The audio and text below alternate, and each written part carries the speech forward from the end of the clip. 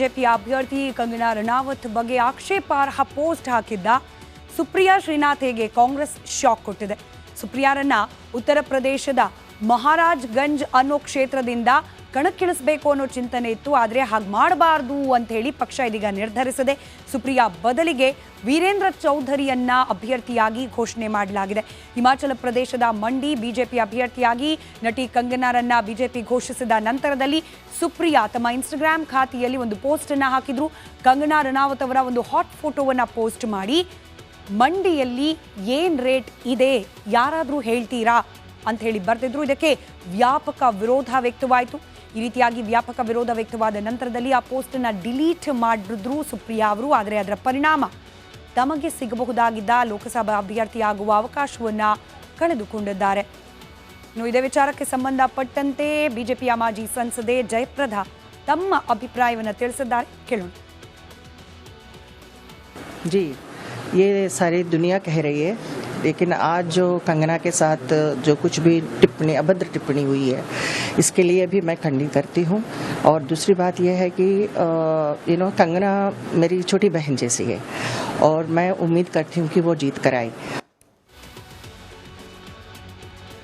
ಯಾವಾಗ ಈ ರೀತಿಯಾದ ಬೆಳವಣಿಗೆಗಳು ಕಾಂಗ್ರೆಸ್ ಪಕ್ಷದಲ್ಲಾಯಿತು ಅಂದರೆ ಒಂದು ಪೋಸ್ಟ್ ಆದ ನಂತರದಲ್ಲಿ ವ್ಯಾಪಕ ವಿರೋಧದ ಬೆನ್ನಲ್ಲೇ ಸುಪ್ರಿಯಾ ಅವರಿಗೆ ನೀಡಬಹುದಾಗಿದ್ದ ಅವಕಾಶವನ್ನು ವಾಪಸ್ ಪಡೆಯಲಾಯಿತು. ಇದರ ಬೆನ್ನಲ್ಲೇ ಕಾಂಗ್ರೆಸ್ ಪಾಳ್ಯದಲ್ಲಿ ಮತ್ತೊಂದು ರೀತಿಯ ಅಭದ್ರತೆ ಕಾಡ್ತಾ ಇದೆಯಾ? ಆ ಅಭದ್ರತೆ ಕಂಗನಾ ಅವರ ಗೆಲುವಿನ ಹಾದಿಯನ್ನ ಬಹಳ ಸುಲಭ ಮಾಡಿಬಿಡ್ತಾ? ಯಾಕೆ ಈ ಮಾತನ್ನು ಹೇಳ್ತಿದ್ದೀವಿ ಅನ್ನೋದಕ್ಕೆ ಪೂರಕವಾಗಿ ಒಂದಷ್ಟು ಅಂಶವನ್ನು ಗಮನಿಸ್ತಾ ಹೋಗೋಣ. ಬಿಜೆಪಿಯಿಂದ ಕಂಗನಾ ರನಾವತ್ ಅವರ ಹೆಸರು ಘೋಷಣೆಯಾಗಿದೆ. ಅಧಿಕೃತ ಅಭ್ಯರ್ಥಿಯಾಗಿ ಹಿಮಾಚಲ ಪ್ರದೇಶದ ಮಂಡಿ ಲೋಕಸಭಾ ಕ್ಷೇತ್ರದಿಂದ ಕಂಗನಾ ಸ್ಪರ್ಧೆ ಬೆನ್ನಲ್ಲೇ ಇದೀಗ ಭಾರಿ ಚರ್ಚೆ ಕೂಡ ಪ್ರಾರಂಭವಾಗ್ತಾ ಇದೆ. ಮಂಡಿ ವಿಚಾರ. ಮಂಡಿ ದೇಶದ ಹೈ ಪ್ರೊಫೈಲ್ ಸೀಟ್ ಪೈಕಿ ಒಂದಾಗ್ಬಿಟ್ಟಿದೆ. ಮಂಡಿಯಲ್ಲಿ ಬಿಜೆಪಿ ಹಿಡಿತ ಗಣನೀಯವಾಗಿ ಹೆಚ್ಚಾಗ್ತಲೇ ಬರ್ತಾ ಇದೆ. ಆ ಒಂದು ಲೋಕಸಭಾ ಕ್ಷೇತ್ರದಲ್ಲಿ ಕಂಗನಾ ವಿರುದ್ಧ ಸ್ಪರ್ಧೆ ಮಾಡೋಕೆ ಅಭ್ಯರ್ಥಿಗಳೇ ಹಿಂದೇಟನ್ನ ಹಾಕ್ತಾ ಇದ್ದಾರೆ.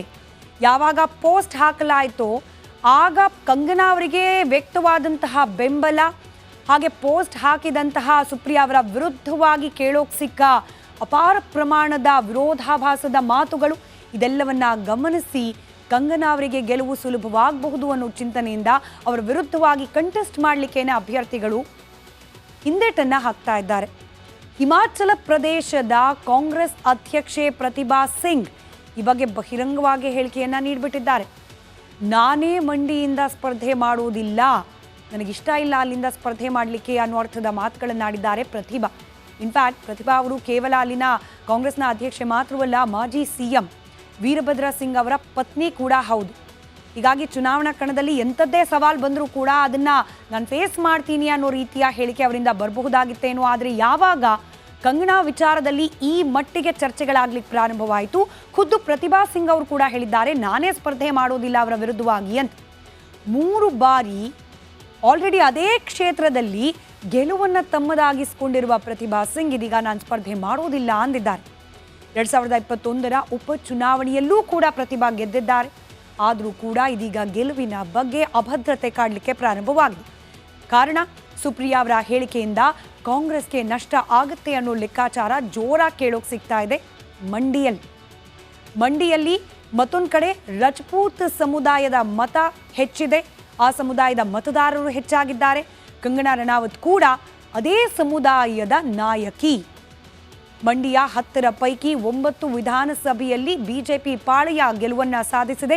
9 ಮಂದಿ ಶಾಸಕರ ಬೆಂಬಲ ಕೂಡ ಕಂಗನಾ ಅವರಿಗೆ ಸಿಗ್ತಾ ಇದೆ. ಇದೆಲ್ಲ ಅಂಶಗಳನ್ನು ಪರಿಗಣಿಸಿ ಅಳೆದು ತೂಗಿ ಮಾಡಿದಾಗ ಕಂಗನಾ ಅವರ ಗೆಲುವು ಸುಲಭ ಆಗಬಹುದು ಅನ್ನೋ ಕಾರಣಕ್ಕೆ ಇದೀಗ ಎದುರಾಳಿಯಾಗಿ ನಿಲ್ಲಕ್ಕೆ ಅಭ್ಯರ್ಥಿಗಳು ಹಿಂದೇಟನ್ನ ಹಾಕ್ತಾ ಇದ್ದಾರೆ. ಇದು ಹಿಮಾಚಲ ಪ್ರದೇಶದ ಮಂಡಿ ಲೋಕಸಭಾ ಕ್ಷೇತ್ರದ ವಿಚಾರಕ್ಕೆ ಸಂಬಂಧಪಟ್ಟಂತೆ ಆಗ್ತಾ ಇರುವ ಬೆಳವಣಿಗೆಗಳು.